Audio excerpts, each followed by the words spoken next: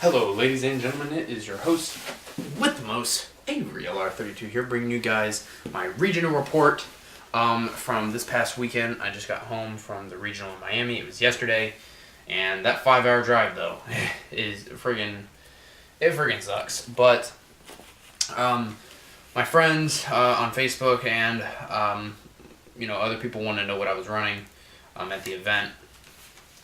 I also met some other YouTubers there. Shout out to Dragon Ruler 1131. He's an up-and-coming YouTuber, so I promised him I would give him a shout out. So go check him out. Link to his channel will be in the description. And then also, I think the other YouTuber's name was Lone Wolf 101 or 11, something like that. I need to look him up. But both of those channels should be linked in the description if I can find the Lone Wolf one. Because he traded, he was literally my new friggin' best friend. I had a Quasar in my binder, and I traded him a Quasar for an Exciton, and straight up, that was the best deal I had done all day. And then he plus 2 because he was able to get rid of it for 70. So I mean, it was a win-win all around. He made money.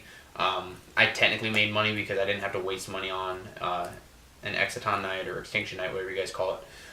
Unfortunately, I wasn't able to pick it up before the regional started. I had already turned in my deck list, so I couldn't use it. There's about twice in the event where I wish that I had it, and it would have helped. But it's not too big of a deal. There was actually one point, which I'll get to my matchups in a second, where I could have done Exciton, and I could have been able to make a comeback. Hopefully this is straight for you guys. My tripod's been messing up, and it's making everything look all weird, kind of sideways, so hopefully it's straight enough for you guys. But yeah, there was one point where I wish I would have had Exciton against this Gear player. If I would have done Exciton, I probably wouldn't have noticed the Suzawano play that I could have done, which I'll get to that game in a sec. But for my rounds, round 1 I played Mermail. It was a draw. I beat him game 1, and then he beat me game 2 in time. And then round 2, or I'm sorry, the Mermail game was game 1 he beat me, and then game 2 I beat him in time.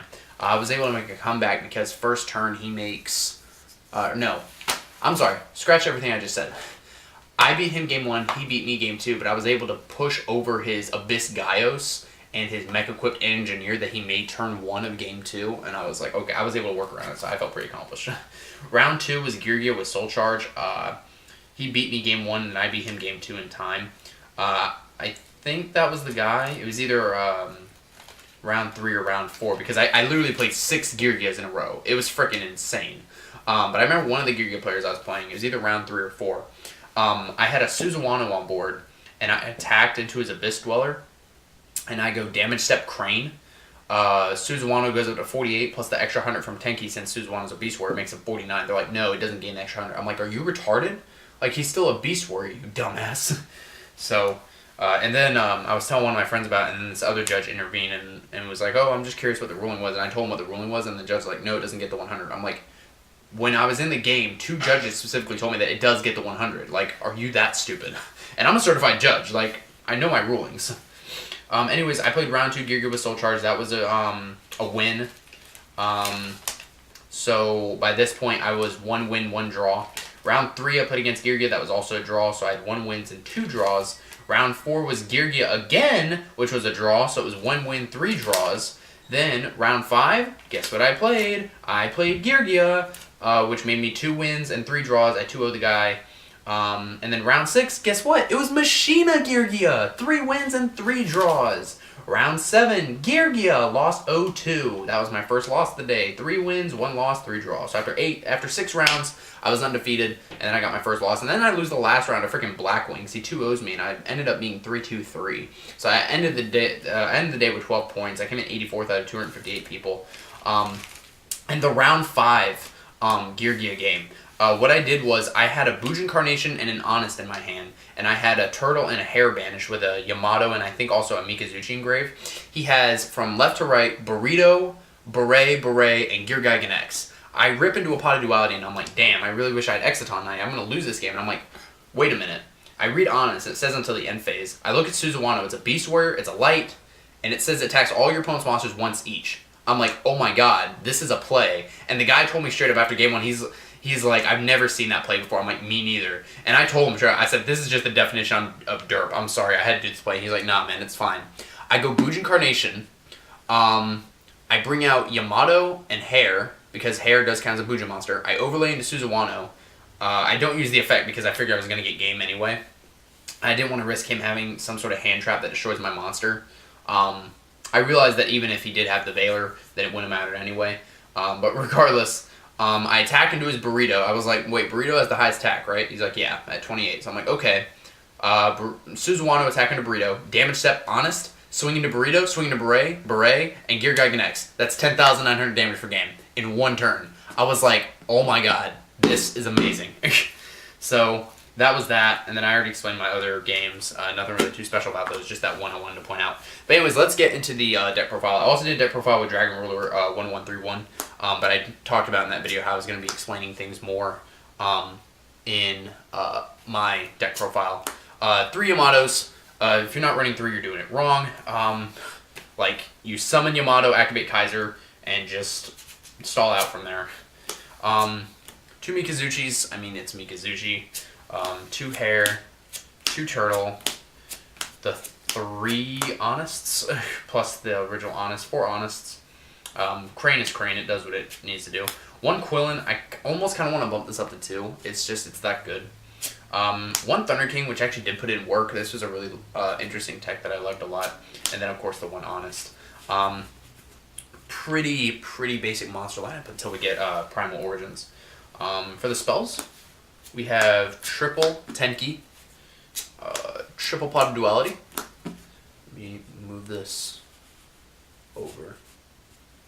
There we go. 2 Upstarts. You're running a 38 card deck essentially, besides all your other searchers and stuff. So, I mean, it gives you your combo pieces, and you're always going to pretty much side this out game 2 and or 3, depending what you side, because you can just have this in game 1, draw into your combo pieces, and then you can just set it as a bluff if you don't need it.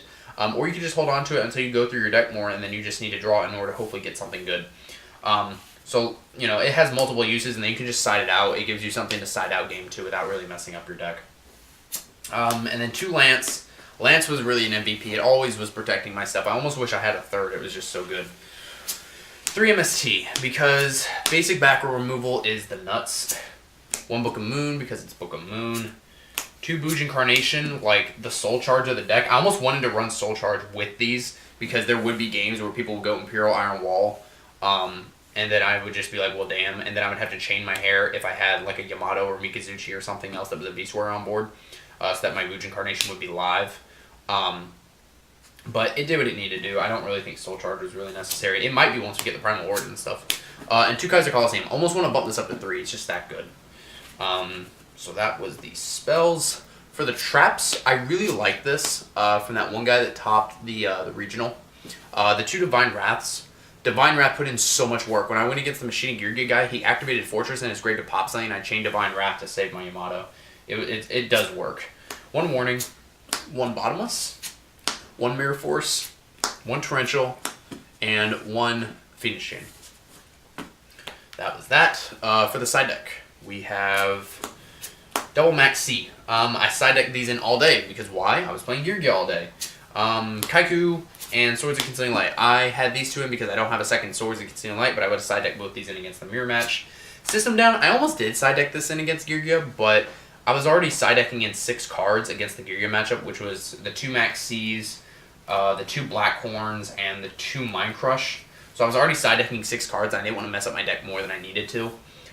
Because I was side decking out the same 6 cards every time, which was an MST, Book of Moon, the 2 Upstarts, and the 2 Divine Wraths, because I already had enough stuff to stop their summons. So I never really sided that. Twister, never sided it. Curse Seal, the Forbidden Spell, and Dark Bribe. I like Curse Seal a lot. I did Dark Bribe because have a card in the Words of Gage Scapegoat. But yeah, I didn't have a second Curse Seal, so I decided to use Dark Bribe. It does what it needs to do. I don't care if my opponent's going to draw a card, because I'm running a control-based deck. 1 card isn't really going to do anything, especially if you're top decking. That's just my opinion about it. It's personal preference. I also saw a lot of wiretaps, which that card's freaking busted. Like, that card's just good. 2 Blackhorn, it's Blackhorn. It does what it needs to do. Double Mind Crush because knowledge is power. Double Royal Decree because I like shutting down traps. I think it's fun. And 1 Needle Sealing because I like to destroy your monsters and I like to have field advantage. So yeah, that's pretty much that. With the Max C, against the guy that I did the Honest play with, the 10,900 damage Honest play, game 2, He did not care because he MST'd my Kaiser Coliseum, which was shutting him down for like 10, 15 turns, so we just kept on drawing and passing. I ended up drawing like 14 cards off of a max C. And then the last play of the game, I had 2 Mind Crushes and 2 Blackhorn set, and he had 2 Gear Gear Armor set and like something else on board that was like irrelevant. He flips up his first Gear Gear Armor, adds Gear Gear Arsenal. I activate Mind Crush, called Gear Gear Arsenal. He had 2 in his hands, so he sends 2 to grave and reveals Thunder King. He flips his other armor, gets Accelerator. I chain the other Mind Crush to pitch his Accelerator, and then he ends up going into a Beret, which I Blackhorn. And I had the other one set too because I needed it. So he sinks into Beret, and he goes, Beret? I'm like, you had me scared there for a second, and I activated the Blackhorn. So that was a wrap from there. So that was a good game. I had a lot of fun that game. He's a really chill guy. And then for the extra deck monsters, we have 2 Suzawano, because Suzawano is the stones. At times I did wish I had a third. There was a game where I'd gone through both, and I had a Bujin Carnation. I really wish I could have made a third. It would have helped out a lot. So I'm going to probably pick up a third one of these. 1 Kazutsuchi, which I never made. 1 Tsukiyomi. Honor Arc I never made.